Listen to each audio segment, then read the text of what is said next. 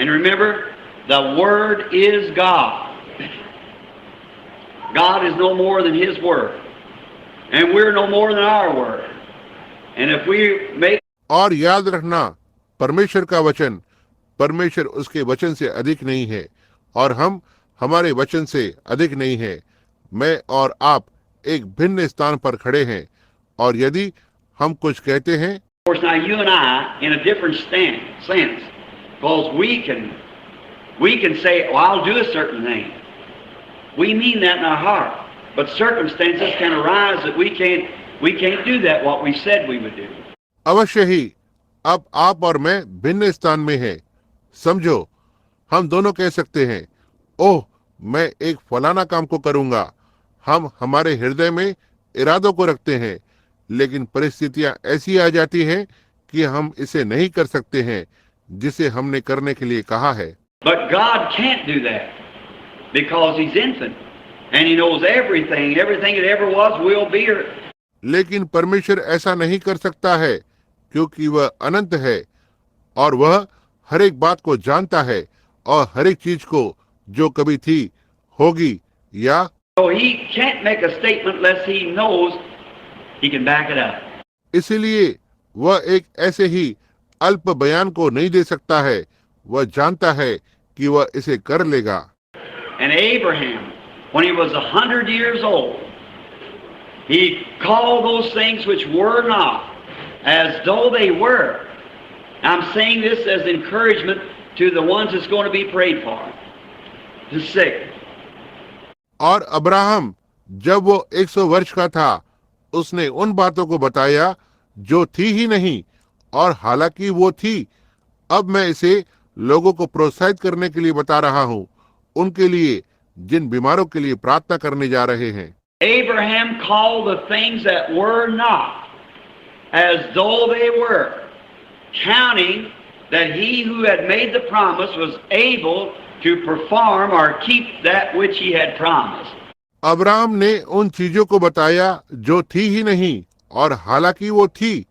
यह मान रहा था कि वो जिसने उसकी प्रतिज्ञा की थी, जो इसे पूरा करने में सक्षम है या उसे पूरा करता है जिसकी उसने प्रतिज्ञा की थी। Now, when God told Abraham when he was 75 and Sarah was 65 that they were going to have a baby, why, it was altogether impossible. अब जब परमेश्वर ने अब्राहम को बताया जब वो 75 वर्ष का था और सारा 65 वर्ष की थी कि उन्हें एक बालक होने जा रहा है, क्योंकि यह पूरी तरह से असंभव बात थी। And he believed that and looked for the baby and counted the baby as good as being there for 25 years before the baby ever come. और उसने विश्वास किया और बालक के लिए देखने लगा और 25 वर्षों तक ऐसे माना कि लगभग बालक वहीं पर है, बालक के आने से पहले। Abraham was 100 when the baby was born and Sarah was 90 because he believed him and called the things which are not as though they were.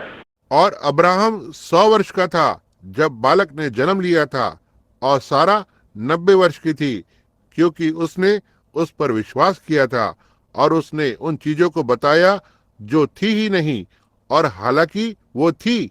Now that's to the sick and afflicted to be prayed for. अब ऐसा ही बीमार और पीड़ित लोगों के लिए है जिनके लिए प्रार्थना होनी है। No matter what your troubles are, whether what kind of diseases you got, how bad off you are, when you accept Christ, His Word, then you call the things which are as though they were not, if they're contrary to God's Word.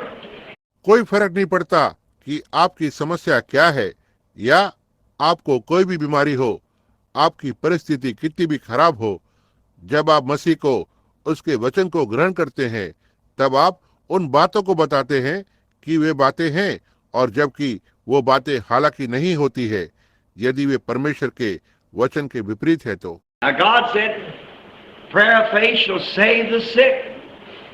Well, if God said that, that settles it. अब परमेश्वर ने कहा विश्वास की प्रार्थना बीमार को बचा लेगी, तो यदि परमेश्वर ने कहा है, बात वहीं पर खत्म हो जाती है। Then let's put our minds, hopes, and act as though it's already done. It's already finished when we accept it.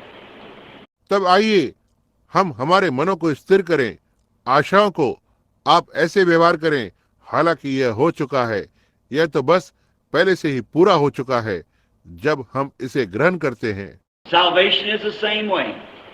We believe it, accept it, believe it in our heart, walk up before God and accept Christ as our personal Savior and accept Him. उद्धार उसी तरह से है, हम इसे विश्वास करते हैं, इसे ग्रहण करते हैं, हमारे हृदय में इसे विश्वास करते हैं, परमेश्वर के सामने चलते हैं और मसीह को हमारा व्यक्तिगत उद्धारकर्ता करके स्वीकार करते हैं और उसे ग्रहण करते हैं। If you're here this morning and a sinner and not saved and you want to be healed, you're sick, first seek the Lord.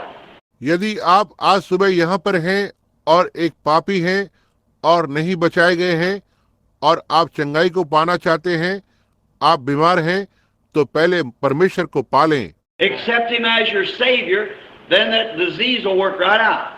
Amen. Ever what it is, just put your whole thought to everything that you have on the whole man, Christ Jesus. Amen. Everything else will be all right.